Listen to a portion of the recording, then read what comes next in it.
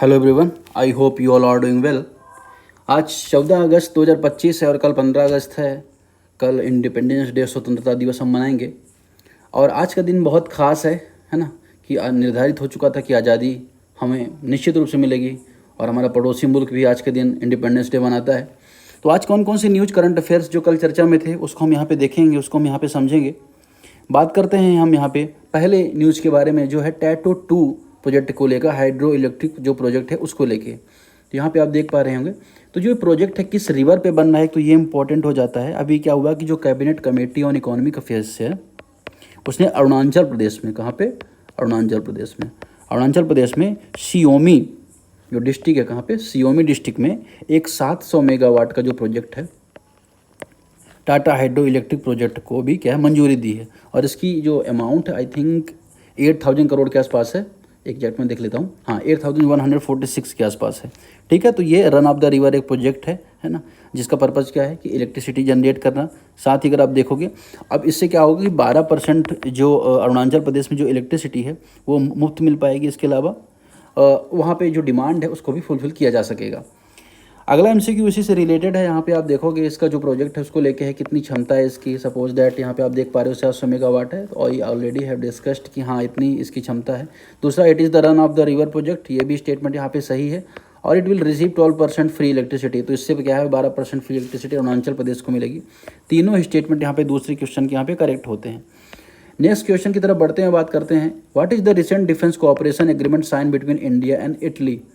अब इटली का संबंध तो हमसे बहुत अच्छा है ना, पता ही आपको। तो यहाँ पे आप देखेंगे कि भारत और इटली के बीच में किस तरह के यहाँ पे समझौता हुआ है। ऑप्शन यहाँ पे दिए गए हैं, स्पेस एक्सप्लोरेशन है, या अगर आप देखें यहाँ पे, या तो डिफेंस प्रोडक्शन है, टेक्नोलॉजी ट्रांसफ़र है, क्लाइमेट चेंज एंड रिसर्च है, या साइबर सिक्योरिटी है। तो इसका सही आंसर क्या होगा बताइए।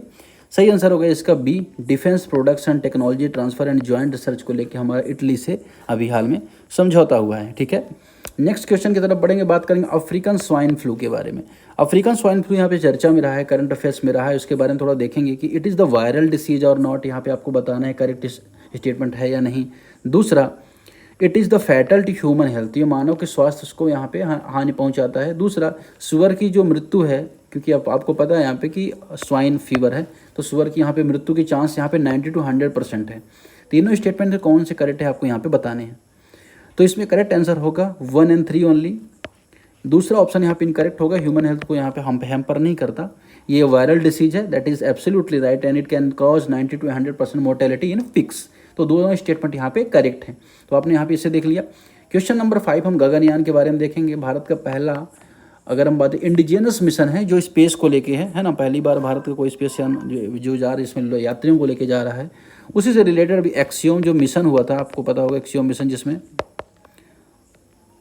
शुक्ला जी ने यात्रा, सुधांशु शुक्ला ने यात्रा की थी, है ना, वो भी जो गगनयान है उसके भी वो यात्री हैं। तो it is the first human space mission, India's first human space mission, that is absolutely right. Everyone knows कि हाँ भारत का पहला स्पेस मिशन है। दूसरा, it will have 3 astronaut orbiting earth at 400 kilometre altitude for 3 days, या 3 अंतरिक्ष यात्रियों को 400 किलोमीटर ऊंचाई तक 3 दिन में रहेगा। दूसरा स्टेटमेंट यहाँ पे बताना है आपको। तीसरा, it will use the PSLV rocket. तो सबसे बड़ा की फैक्टर यहाँ पे ये है कि आपको ये बात पता है कि नहीं पता है। ठीक है, तो यहाँ पे आप देखेंगे इसका सही आंसर क्या हो जाएगा।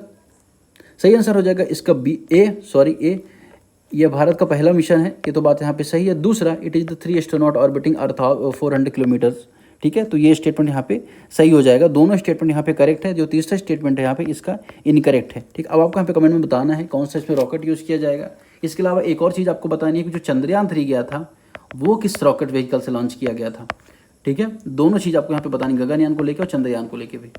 नेक्स्ट क्वेश्चन यहाँ पे देखेंगे, which of the conclusion is correct based on the recent study by IMD, Indian meteorological department. I think 1875 के आसपास इसको इस्टेब्लिश किया गया था, और उसने, और IITM ये भी इन्वायरमेंट, या अगर आप देखें जोग्राफिकल से रिलेटेड जो संस्थान है, उसने अभी एक कंक्लूजन दिया है, स्टडी की है। तो उसने बताया कि अभी क्या बताया, heavy rain event have increase but the number of normal rainfall days has been decrease. तो जो हैवी रेनफॉल इवेंट्स के होते हैं वो तो बढ़ गए हैं, लेकिन number of normal days rainfall यहाँ पे कम हो गए। बहुत बड़ी यहाँ पे रिसर्च है, आप देख रहे होंगे कि बारिश हो रही है लगातार, किसी दिन बहुत ज़्यादा बारिश हो जा रही है।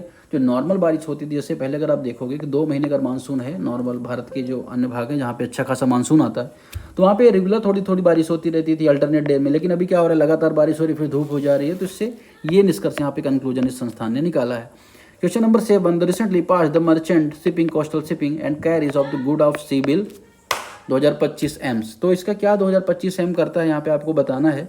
अब ये जो मर्चेंट शिपिंग और कोस्टल शिपिंग बिल है, इसको अभी हाल में इंट्रोड्यूस किया गया है।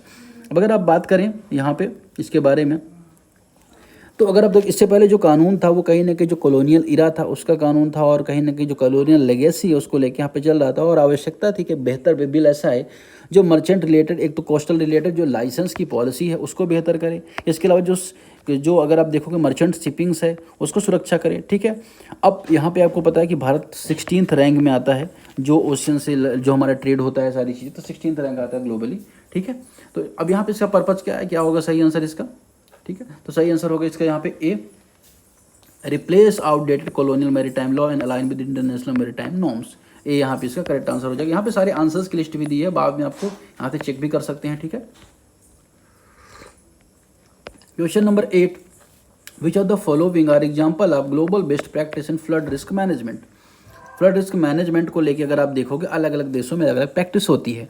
जैसे तंजानिया में एक प्रैक्टिस है या एक प्रोजेक्ट है, आप उसको बोलते हैं क्या, मिजिम्बाजी बेसिन प्रोजेक्ट। अब इसमें जो नेचुरली जो कंस्ट्रक्शन है या इंफ्रास्ट्रक्चर है उसके बेस पर क्या एक सोल्यूशन निकाला जाता है फ्लड का। तो एक यहाँ पे है, दूसरा नीदरलैंड का फ्लोटिंग होम प्रोजेक्ट है, तो नीदरलैंड का भी है एक प्रोजेक्ट। ठीक है, इसी तरह का। तीसरा स्पंज सिटीज जो अगर आप देखो प्रैक्टिस है, ये चाइना की है, जहाँ पर जो अर्बन एरिया में जो फ्लड्स होती हैं उनको मैनेज करने के लिए ग्लोबल प्रैक्टिस एक मानी जाती है। ठीक है, तो तीनों स्टेटमेंट यहाँ पे इसका करेक्ट हो जाएगा, 1, 2 and 3 is right.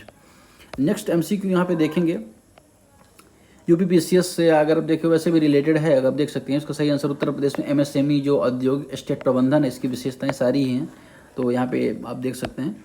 Question number 10, what is the primarily purpose of NASA orbiter carbon observation OC2 OC3।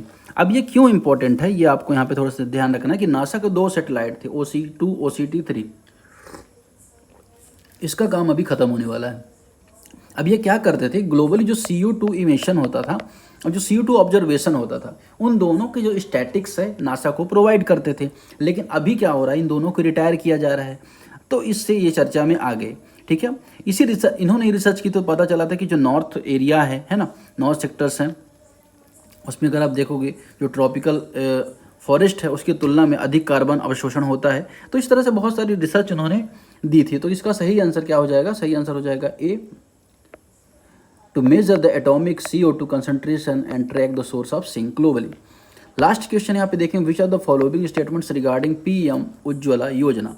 अब PM उज्ज्वला योजना कब शुरू की गई थी, इसको मई 2016 में इसको शुरू किया गया था। पर्पज़ क्या था कि जो लकड़ी से जो ईंधन जलाया जा रहा है, जीवाश्म ईंधन, उसको कम करना और LPG कनेक्शन प्रोवाइड करवाना। ठीक है, उसके बाद LPG 2.1 भी चला गया, मुफ्त में चूल्हा भी उपलब्ध कराया गया। 18 वर्ष से अधिक उम्र के लोग इसमें पात्र थे, जिनके घर में किसी कंपनी कनेक्शन नहीं हो वही लोग पात्र होंगे। उसमें SC ST हैं, चाहे अंत्योदय कार्ड लाभार्थी हैं, वनवासी हैं, पिछड़ा वर्ग हैं, लगभग बहुत सारे लोगों को इनमें कवर किया गया था। इसके तहत अगर आप देखोगे 12,000 करोड़ रुपए की सब्सिडी भी मंजूर की गई थी। ठीक है, साथ ही परिवार को प्रतिवर्ष 9 रिफिल सिलेंडर पर 300 रुपए की सब्सिडी का भी प्रावधान यहाँ पे किया गया था। यहाँ पे MCQ बन रहा है, provide the LPG connection to rural and economically disadvantage household, that is absolutely right. आपको पता है, स्टेटमेंट देख के आपको लगेगा।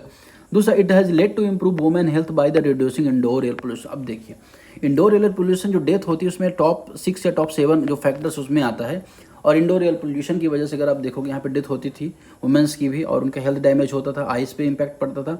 तो यहाँ पे ये भी इसका पर्पज है। तो दोनों स्टेटमेंट जनरल हैं, सही हैं।